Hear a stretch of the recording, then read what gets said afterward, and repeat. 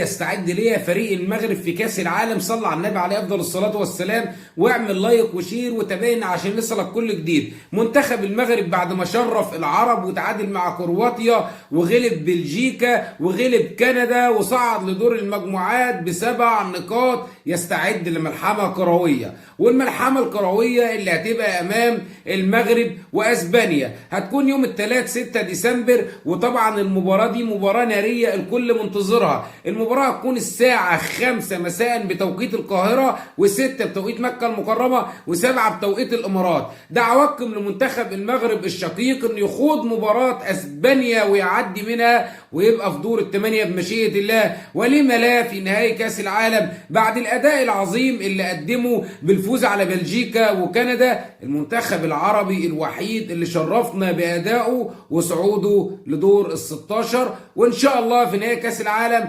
دعواتكم للمغرب.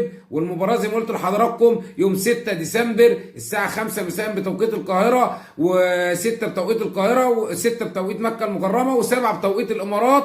صلى على النبي عشان يصلك كل جديد. لازم تشترك معايا انك انت تتابعني وتعمل لايك وشير بقى تساعدني في انتشار الفيديو ده. والسلام.